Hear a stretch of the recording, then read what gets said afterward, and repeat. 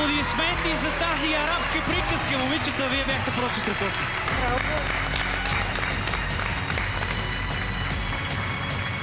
Да започнем с Мария. Много красиво пресъздадохте тази песен. Много оригинален избор. Ивет беше по-категорично уверена и свободна. И вокално, и така, като енергия. Ралица обаче има много интересна, много финна орнаментика, много елегантно припкаш по тоновете. Това много ме впечатли.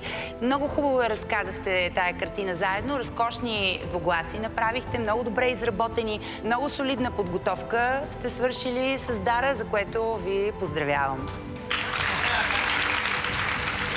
Влади? Ако мога да си позволя да отправя една критика, че не усетих много борбата помежду ви. Искаше ми се малко повече енергия да има в изпълнението като присъствие. Иначе вокално ясно, че се справихте добре, но чисто сценично ми липсваше нещо. Благодарим ти, Влади. Мастер Лече? За мен това са две съвсем различни по стил изпълнителки. Ивет е по-мощен глас, но в Ралица има един страхотен финес, който на мен страхотно ми харесва. На мен лично би ми било адски трудно да реша коя от двете да продължиш, точно защото са много различни. И Дара, не знам дали много им помогнах при цялото ми огромно желание. Искам първо да ви кажа, че много се гордея с вас.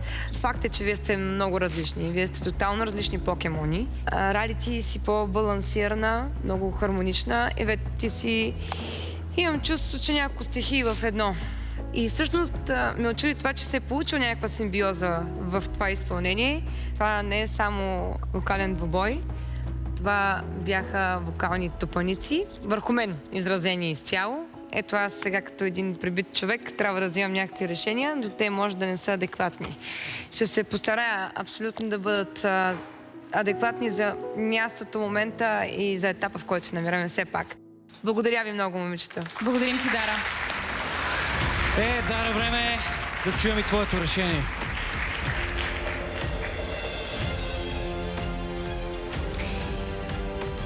Човекът, който ще избера за напред, здрасти, Рали, как си? Добре съм.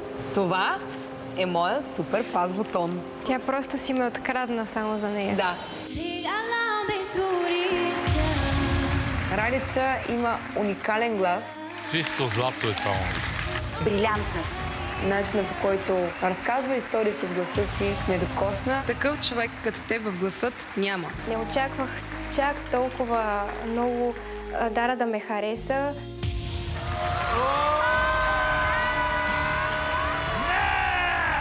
Много ясно, че ще натисне супер пас бутона. Такива хора не се пропускат. Ще си моят шампион. Това всъщност е голяма отговорност и аз ще докажа на Дара, че не е сбъркала с избора си. На вокалните въбои съм ти избрала един много добър съперник. Това е Ивет.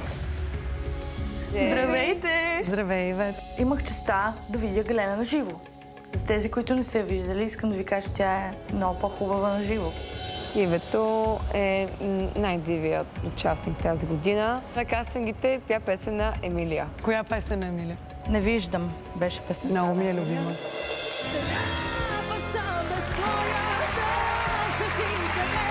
Моя кастинг на тъмно премина по ужасния начин на света. Аз се върнах сама и то почти накрая. Обаче аз давам шанс на тембър пред това някакво притеснение. Там да ми се пречка да ми пречи на изпълнителя. Дара след това отново тя трябваше да ме избере. Ивет.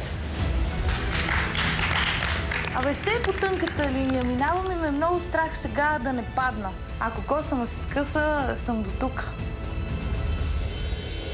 Момичета, аз имам обаче един много голям казус. За вас имам две песни. Така. Едната е на Иштар, Last Kiss. Другата е на Sting, Desert Rose. Изборът ми, коя песен те ще представят на вокалните въбои, зависи от това, което те ще изпеят сега. Искам да се представят много добре и просто съм сигурна в избора си. За мен е много важно те да блестят както могат. това, което се случва с Ралица и Ивет, никога до сега не се е случило в Гласа на България, да имат възможност да изберат от две песни. Добре, момичета. Браво, бе, мадами! На мен много ми харесва. Аз настръхнах няколко пъти. Но е време да чуем и втората песен. Справиха се добре и с двете песни, но като че ли едната им беше доста по-непозната и на двете им липсваше малко емоция. Нямаше съспенс между двете. Първата песен звучи по-завършено. Имате много по-малко работа. По-заедно звучите. Ще играя на по-сигурното, което според мен е първата песен. И двете я пейте по-добре първата. Супер! И двете блестят в тази песен. И двете се справят идеално там. Смятам, че това е сигурен ход, за да може и двете да се представят на ниво. Ние ще сме арабските принцеси на Гласът на България. И двете много ми харесват. И точно това, че са много различни, прави голямата дилема в живота ми в момента. Аплодисменти за Ралица Хайдърска! Вярвам, че чрез гласа си ще докажа, че има място дори на финалите на Гласа на България. Ралица, това си ти. Аплодисменти за Ралица! Честито! Вече си с една крачка по-близо до финала. Много съм щастлива. Емоциите бушуват в мен наистина. Радвам се, че имам шанс да продължа напред. Чао. Аплодисменти още веднъж! Надявам се да оправдая доверието и наистина. Айде, Мацко! Значи искам да ви кажа, че това е най-голямата заредена машина, която съм виждала, толкова много емоция и щастие да блика от тебе. Просто съм Бормашина. горда. Бормашина ли си? Born to be машина. Това е Born to be машина. Много се радвам, че имам честта удоволствието да познавам страхотен артист и човек на първо място с Главнича. Много ти благодаря. И аз благодаря. Много се радвам. Аплодисменти! Айде се успех, банда. Хубаво, Които сте тук, Треньори, вашите 10 секунди започва да текат. Сега!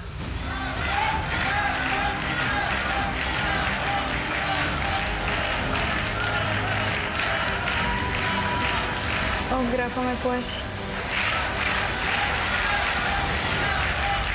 Ивет, съжалявам за теб. Гласът на България приключи. Окей. Айде, прескочихме и толкова. Много ти благодарим за твоето участие. Беше изключителна, огнена и прекрасна. Аплодисменти още веднъж за Ивет. Успех! Горда съм от себе си. Много съм доволна от изпълнението си. Не мисля, че ми беше време да си ходя. Всеки така ще каже, но аз се радвам, че дори до тук стигнах. За мен си е нещо вау. Правилен избор. Много труден избор, но просто много ми е интересно да видя Ралица как ще се развие. Това е най-трудната роля на треньора, да намери добрата мярка в преценката между представяне и потенциал. Въпрос на перспектива. Да. Така е. Добре.